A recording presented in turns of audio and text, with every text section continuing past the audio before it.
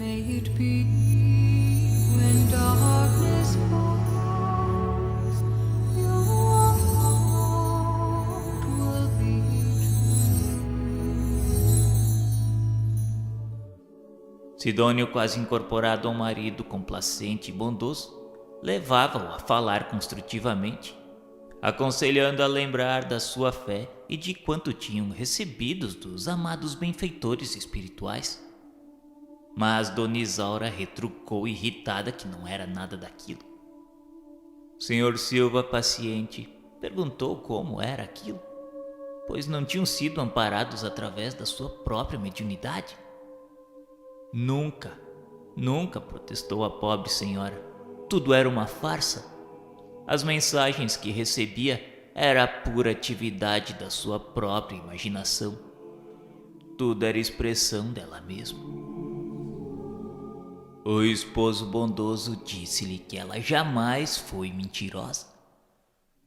Levantou a hipótese de que ela havia caído nas malhas dos irmãos infelizes que haviam lhe conduzido ao purgatório do ciúme terrível. Mas Jesus os auxiliaria no oportuno reajustamento. Nesse momento, Sidônio bondoso falou que eu já havia assistido à fase culminante daquela lição. E a conversa agora entre o casal seguiria até muito longe. Com o milagroso concurso das horas, iria ser pacificado a mente da servidora respeitável, mas exclusivista e vigilante.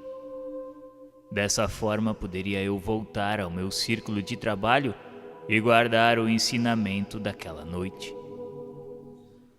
Profundamente tocado pelo que vira, agradeci e afastei-me.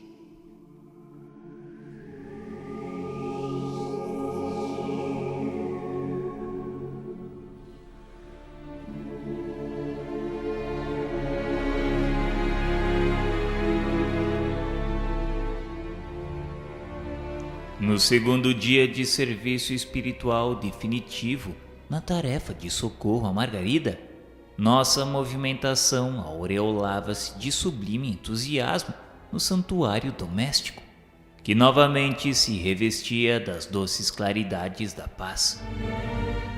A casa transformou-se. Desde a véspera, Saldanha e Leôncio eram os primeiros a pedir instrução de trabalho.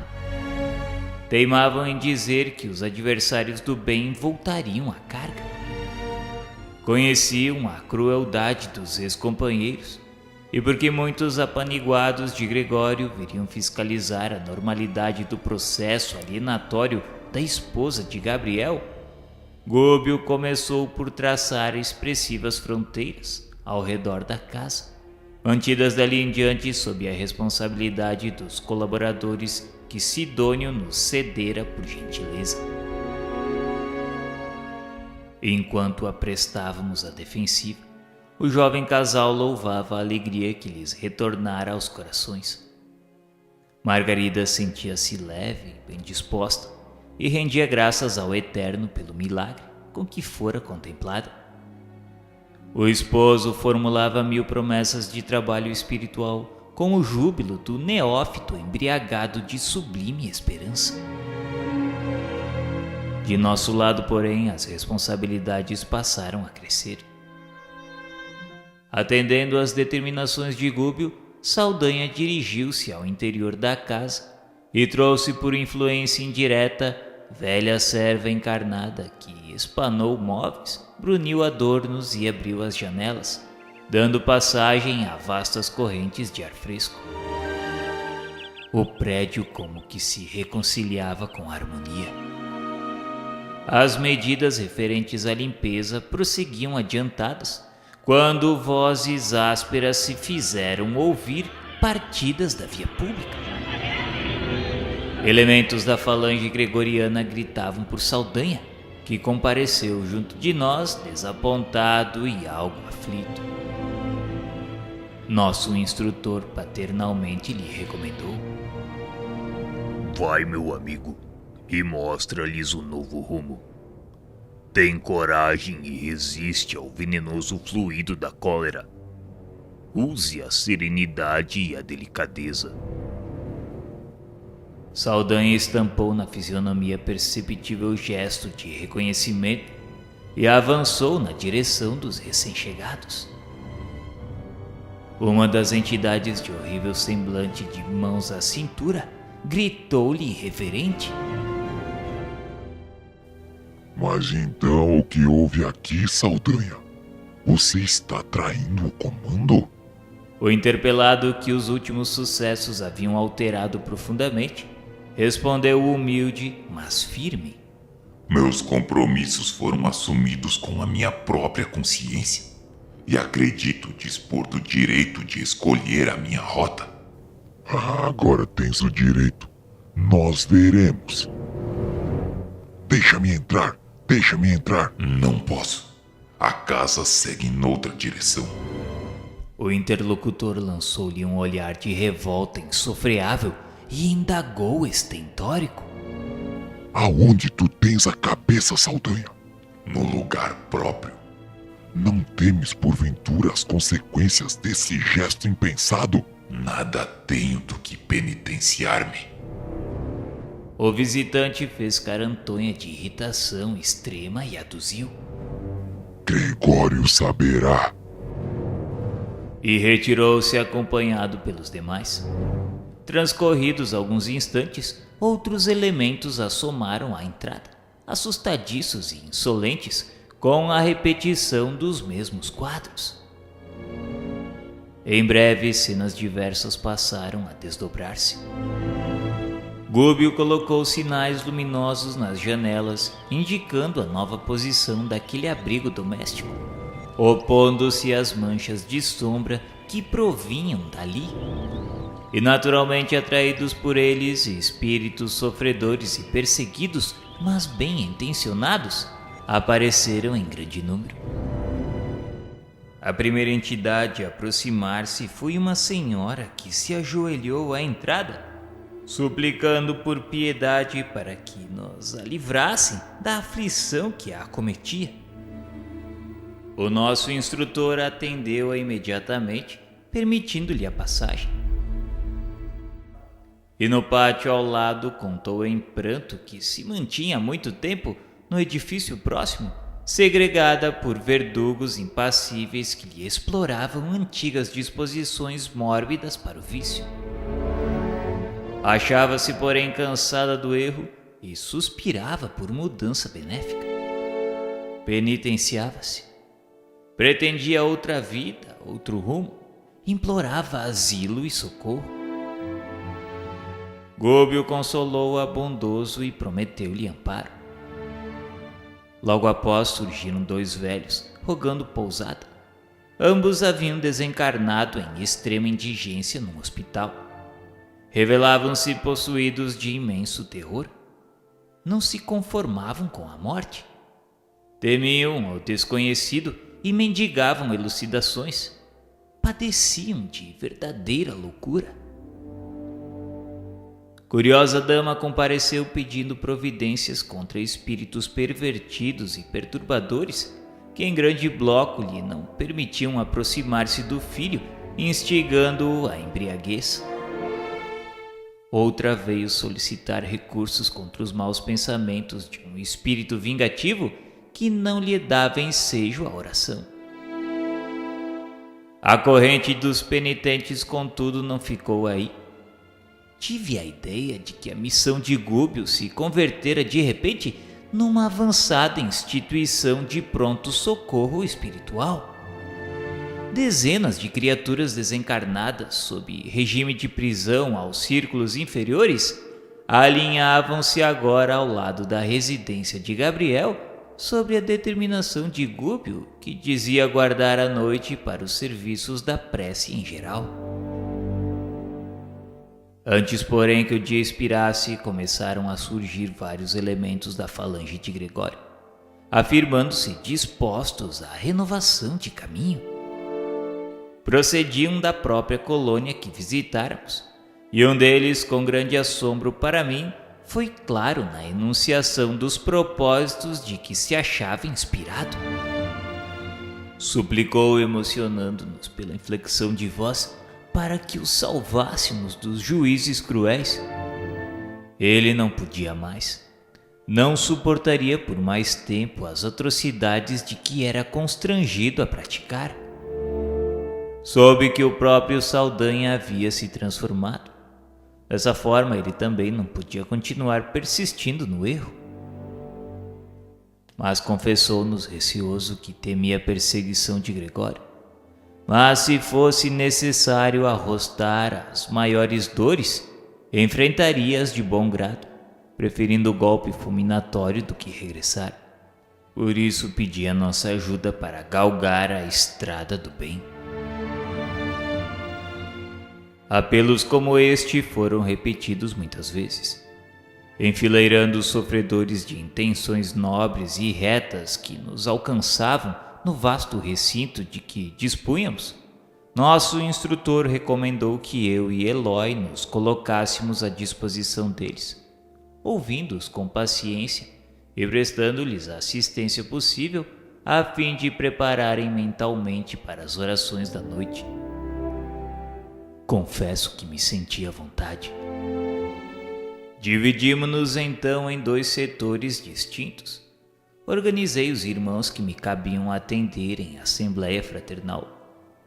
Contudo, em vista de os necessitados continuarem chegando de espaço a espaço, era imperioso abrir novos lugares no extenso grupo dos ouvintes. Muitas entidades em desequilíbrio lá fora reclamavam acesso, pronunciando rogativas comovedoras. Todavia, o nosso orientador aconselhara fosse a entrada privativa dos espíritos que se mostrassem conscientes das próprias necessidades. De há muito aprendera que uma dor maior sempre consola uma dor menor, e limitava-me a pronunciar frases curtas para que os infelizes ali congregados encontrassem reconforto uns com os outros, sem necessidade de doutrinação de minha parte. Conduzindo-me desse modo, pedi a uma das irmãs presentes em deploráveis condições perispiríticas expor-nos por gentileza a experiência de que fora objeto. A infortunada concentrou a atenção de todos em virtude das feridas extensas que mostrava no semblante agora erguido. Começou penosamente dizendo que a paixão havia cegado e havia vencido, transportando-a ao suicídio. Tinha sido mãe de 2 filhos, mas não suportou a solidão que o mundo lhe impusera com a morte de seu marido tuberculoso. Dessa forma, cerrou os olhos ao campo de obrigações que lhe convidavam ao entendimento e sufocou-se nas reflexões ante o futuro que se avizinhava. Olvidou o lar, os filhos, os compromissos assumidos e precipitou-se no vale fundo de sofrimentos inenarráveis. E precisamente há 15 anos vagueava sem pouso, a feição de ave imprevidente que aniquilasse o ninho. Leviana que foi, quando se viu só e aparentemente desamparada, entregou seus pobres filhos a parentes caridosos e sorveu louca o veneno que lhe desintegraria o corpo menosprezado. Ela confessou que supunha reencontrar o esposo querido ou chafurdar-se no abismo da inexistência. Todavia, nenhuma e nem outra realização surpreenderam-lhe o seu coração, pois despertou-se sob denso nevoeiro de lama e cinza, e de balde clamava socorro à face dos padecimentos que lhe asfixiavam, mas ninguém lhe atendia aos apelos. Coberta de chagas, qual se o tóxico letal lhe atingisse os mais finos tecidos da alma, gritou sem destino certo. A essa altura, porque a emotividade lhe interceptasse a voz, interferi, perguntando de modo a fixar o ensinamento se ela não conseguira retornar ao santuário doméstico. A interpelada confessou que sim, Mas, para acentuar sua angústia, o seu toque de carinho nos filhos amados, que confiara a parentes próximos, provocava-lhes aflição e enfermidade. As irradiações de sua dor lhes alcançavam os corpos tenros, envenenando-lhes a carne delicada através da respiração. E quando compreendeu que a sua presença lhes inoculava pavoroso vírus fluídico, deles fugiu aterrado. Era preferível suportar o castigo de sua própria consciência isolada e sem rumo que infligir-lhe sofrimento sem causa. Confessou ainda que experimentou medo e horror de si mesmo, e desde então perambulava sem consolo e sem norte. Era por isso que vinha até ali nos implorar alívio e segurança, pois estava cansada e vencida. Esclareci, prometendo-lhe a colaboração eficiente de Gúbio, que ela receberia os recursos que pleiteava por intermédio da prece. A pobrezinha sentou-se mais calma, e reparando que um dos irmãos presentes buscava salientar-se no intuito de relatar-nos a experiência de que era vítima, roguei atenção em torno das palavras que pronunciava. Fitei-o vigilante e notei-lhe o singular brilho dos olhos. Parecia alucinado, abatido, e com a expressão típica da loucura cronicificada, questionou aflito sobre o que era o pensamento. Não aguardava a pergunta que me era desfechada, mas centralizando minha capacidade receptiva no propósito de responder com acerto, elucidei como pude que o pensamento é, sem dúvida, força criadora de nossa própria alma, e por isto mesmo é a continuação de nós mesmos. Através dele atuamos no meio em que vivemos e agimos, estabelecendo o padrão de nossa influência no bem ou no mal. O estranho cavalheiro estampou uma expressão um tanto atormentado, pois a explicação significa que as nossas ideias exteriorizadas criavam imagens tão vivas quanto desejamos. Sim, indiscutivelmente era aquela. Questionou-me então o que fazer para destruir as nossas próprias obras quando interferimos erroneamente na vida mental dos outros. Pedi com interesse fraternal para que nos auxiliasse a apreciar o seu caso, contando-nos alguma coisa de sua experiência. E o interlocutor, provavelmente tocado pelo tom de minha solicitação afetuosa, expôs a perturbação que lhe vagava no íntimo, com frases incisivas quentes de sinceridade e de dor. Contou que foi homem de letras, mas nunca lhe interessou o lado sério da vida. Cultivava o xiste malicioso e com ele o gosto da volúpia, estendendo suas criações à mocidade de seus dias. Não conseguiu posição de evidência nos galarins da fama. Entretanto, mais do que podia imaginar, impressionou destrutivamente muitas mentalidades juvenis, arrastando-as a perigosos pensamentos. Depois do seu decesso, era incessantemente procurado pelas vítimas de suas insinuações sutis que lhe não deixavam em paz. E enquanto isso ocorria, outras entidades lhe buscavam, formulando ordens e propostas referentes a ações indignas que não podia aceitar. Compreendeu dessa forma que se achava em ligação desde a existência terrestre com enorme quadrilha de espíritos perversos e galhofeiros que lhe tomavam por aparelho vigilante de suas manifestações indesejáveis. No fundo, ele se mantinha por si mesmo no próprio espírito suficiente material de leviandade e malícia que eles exploraram largamente, adicionando aos seus erros os erros maiores que intentariam debalde praticar sem seu concurso ativo. Acontecia, porém, que, abrindo seus olhos à verdade, na esfera em que hoje respirava, em vão buscava adaptar-se aos processos mais nobres da vida. Quando não era atribulado por mulheres e homens que se afirmavam prejudicados pelas ideias que lhe infundiu, na romagem carnal, certas formas estranhas lhe apoquetavam o mundo interior, como se vivessem incrustadas à sua própria imaginação. Assemelhavam-se a personalidades autônomas, se bem que eram visíveis somente aos seus olhos. Confessou ainda que elas falavam, gesticulavam, acusavam-lhe e riam-se dele. Reconhecia sem dificuldade.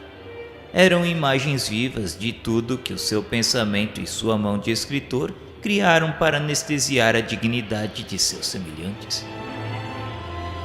Investiam contra ele, apulpavam-lhe e vergastavam-lhe o brio, como se fossem filhos rebelados contra um pai criminoso. Tinha vivido ao léu, qual alienado mental que ninguém compreendia. Como entender, porém, aqueles pesadelos? Éramos o domicílio vivo dos pensamentos que havíamos gerados, ou nossas ideias são pontos de apoio e manifestações dos espíritos bons ou maus que sintonizavam conosco? Havia nos ouvintes significativa expectação, não obstante a calma reinante. O infeliz deixou de falar titubeante. Demonstrava-se atormentado por energias estranhas ao próprio campo íntimo, apalermado e trêmulo à nossa vista. Fitou em mim os olhos esgazeados de esquisito terror e, correndo aos meus braços, bradou que eles haviam chegado por dentro dele.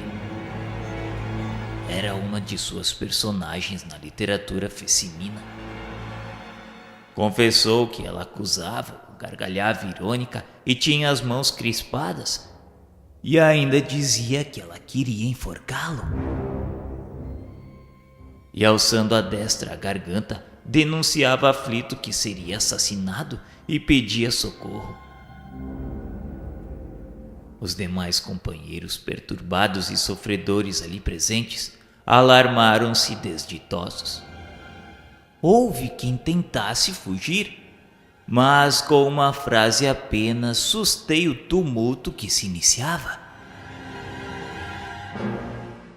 O pobre beletrista desencarnado contorcia-se em meus braços sem que eu pudesse socorrer-lhe a mente transviada e ferida.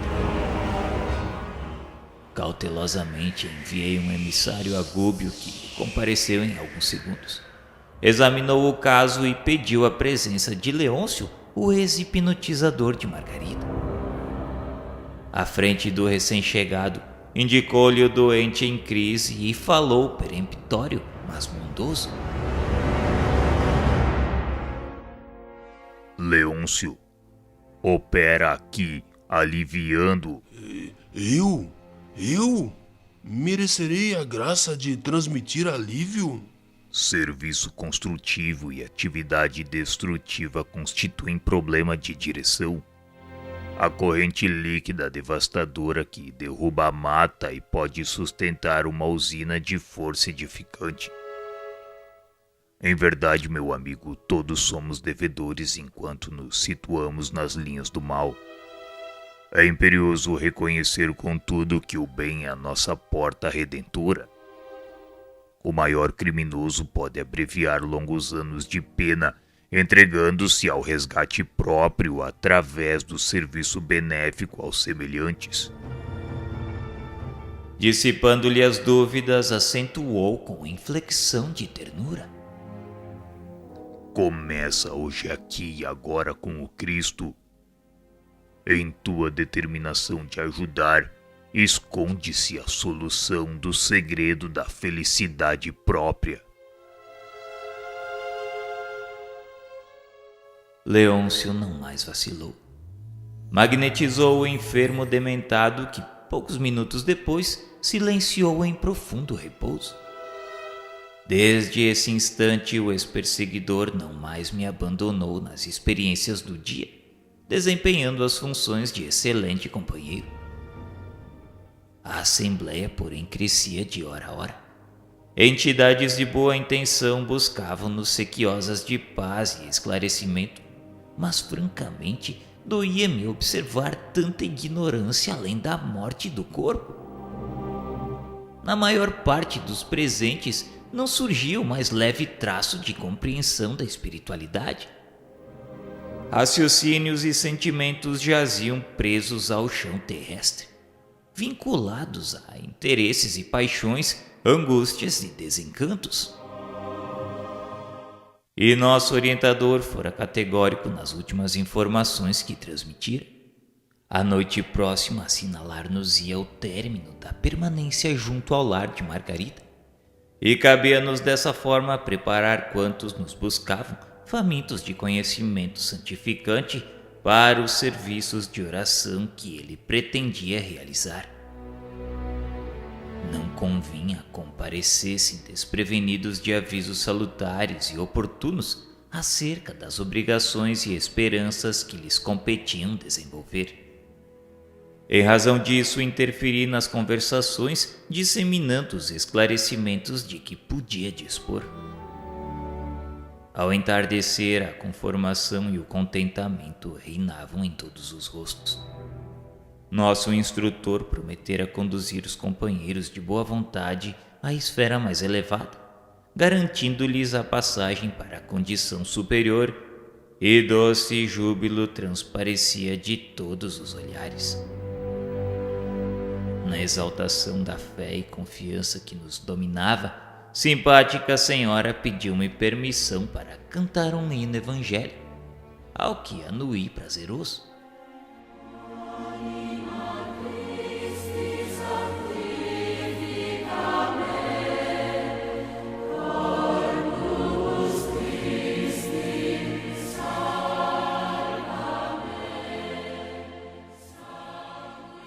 E era de ver a beleza da melodia desferida em notas de maravilhoso encantamento. Alegre e reconfortado pela expressão do serviço que nos fora conferido, tinha meus olhos nublados de pranto quando, aos últimos versos do cântico de esperança, jovem dama de triste fisionomia avançou para mim e disse em voz súplice que daquele dia em diante adotaria novo rumo. Sentia naquele cenáculo de fraternidade que o mal a afundaria invariavelmente nas trevas. E fixando os olhos lacrimosos nos meus, rogou depois de comovente intervalo, para que eu prometesse a bênção do ouvido na esfera do recomeço. Tinha sido mãe de 2 filhos tão belos e tão puros como 2 estrelas, mas a morte lhe havia arrebatado muito cedo do lar. Mas não foi a morte o único algoz que lhe feriu desapiedadamente. Seu marido, em 6 meses, esqueceu as promessas de muitos anos e entregou os 2 anjos à madrasta sem entranhas que cruelmente os amesquinhava. Há 20 meses lutava contra ela, tomada de incoercível revolta. Todavia confessou que estava entediada do ódio que lhe constrangia o coração. Precisava renovar-se para o bem, a fim de ser mais útil.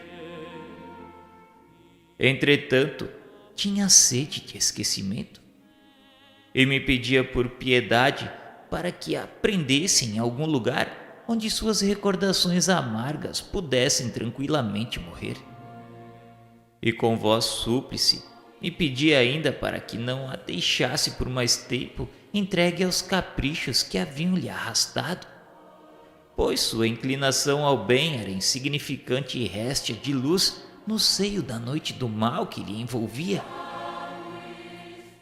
Não sabia ainda amar sem o ciúme violento e aviltante. Entretanto, não ignorava que o Mestre Divino havia se entregado à cruz em extrema renúncia. E suplicava ainda para que não permitisse que as suas elevadas aspirações daquele momento viessem a perecer? As rogativas e lágrimas daquela mulher acordaram-me a lembrança viva do meu próprio passado. Eu também sofrera intensivamente para desvencilhar-me dos laços inferiores da carne. Sensibilizado nela, enxerguei uma irmã pelo coração e que me cumpria esclarecer e amparar. Abracei-a comovido, como se o fizesse a uma filha, chorando por minha vez. E refletindo nas dificuldades de quantos empreendem a reveladora viagem da morte sem bases de verdadeiro amor e de legítimo entendimento nos corações que permanecem à retaguarda, exclamei: sim, minha irmã, farei tudo quanto estiver em minhas forças para auxiliar-te. Fixa-te em Jesus e doce esquecimento do perturbado campo terrestre te balsamizará o espírito, preparando-te para o voo às torres celestes. Serei de hora em diante teu amigo e desvelado irmão.